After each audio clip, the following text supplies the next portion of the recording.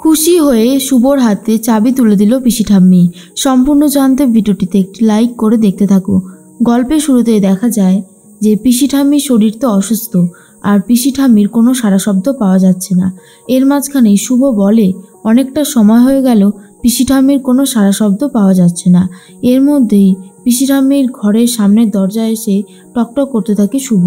কিন্তু কমলি তখন বলে, আরে পিসিমা এখন ঘুমাচ্ছে, তোমরা এত ডিস্টার্ব করছো কেন? হ্যাঁ।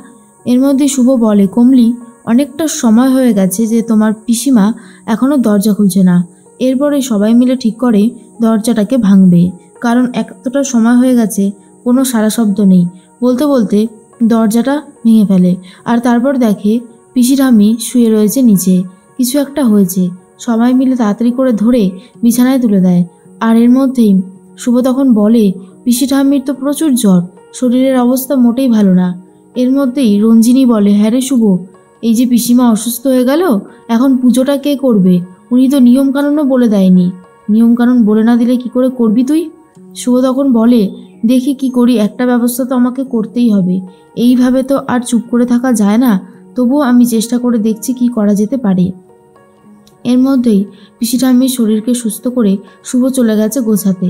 তখনই আদি একটা বই খুঁজে পায় যেখানে সব কিছুই নিয়ম লেখা আছে।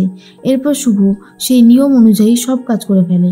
পিসি ঠাম্মির ঘুম ভেঙে গেছে, কমলিকে ডাকাডাকি করে আর বলে, কমলি এখন কটা বাজে? আজকে বৃহস্পতিবার না?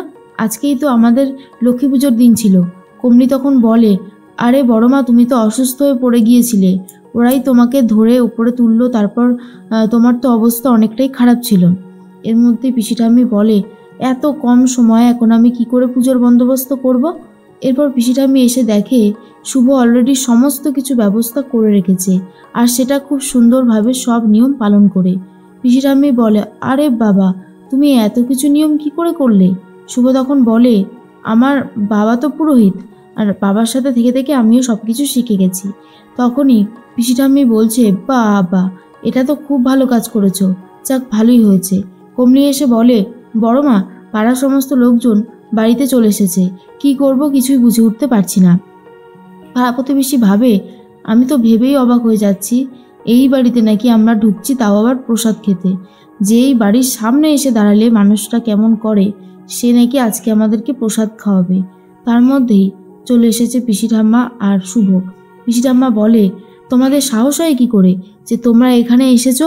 এক্ষুনি বেরোও বলছি আমার বাড়ি থেকে। তখনই পাড়া প্রতিবেশী বলে, আমরা নিজেদের ইচ্ছায় এখানে আসিনি, আমাদেরকে নেমন্তন্ন করা হয়েছিল বলেই আমরা এখানে এসেছি, আমাদেরকে ইনভাইট করে এসেছিল বাড়িতে গিয়ে। তখনই আদি বলে, ঠাম্মি, আমি চেয়েছিলাম আজকে পুজোয় সবাই মিলে এসে প্রসাদ খাক, তবেই তো পুজোর আসল মজা হবে, তাই না? তখন পিসি ঠাম্মি বলে, এই বাড়িতে এইভাবে হয় না সব কিছু।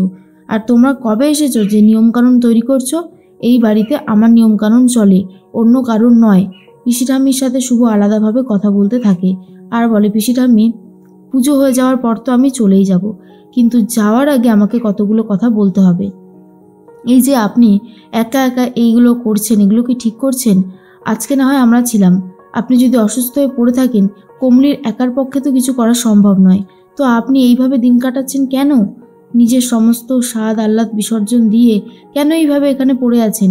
আর তখনই পিসি ঠাম্মি বলে, শোনো, আমার সন্তান নেই, স্বামী নেই, পরিবার নেই, ছিল এক দাদা, সেও আমাকে এখানে রেখে চলে গেছে।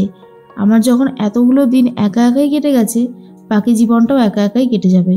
শুভ তখন বলে, আমি যতদূর জানি, যখন নদিয়ার বাড়িতে জগদ্ধাত্রী পুজোতে ঠাম্মি আমরা সবাই আসতাম, তখন ঠাম্মি তোমাকে অনেকবার ফোন করতো আসার জন্য, কিন্তু তুমি কখনোই আসতে না। তুমি যদি নিজের থেকে নিজেকে সরিয়ে নাও, তাহলে কি করে হবে বলো তো? এরপর শুভ আর কিছু বলতে চায় না।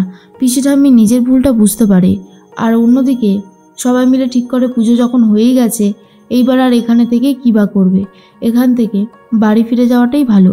তখন সবাই মিলে রেডি হয়ে গেছে বাড়ি ফিরে যাবে বলে। আর কমলি বলে, তোমরা সবাই চলে যাচ্ছ? তখন শুভ বলে, হ্যাঁ, তোমার বড় মা কোথায়? আজ তো তার খুশিতে থাকার দিন, আমরা চলে যাচ্ছি। তখনই চলে এসেছে পিসি ঠাম্মি আর এসে সবাইকে আটকে দেয়। শুভ বুঝতে পারে হয়তো তার মন গলেছে, এইবারে হয়তো চাবিটা দিতে পারে। আর আদিও এই কথাটাই ভাবতে থাকে। তখনই আদি ভাবে, মনে হচ্ছে শুভর প্ল্যান কাজ করেছে। আর তখন পিসি ঠাম্মি এসে শুভর হাতে চাবির গোছা তুলে দিচ্ছে, আর শুভ অনেক খুশি হয়ে যায়, সাথে বাড়ির সবাইও।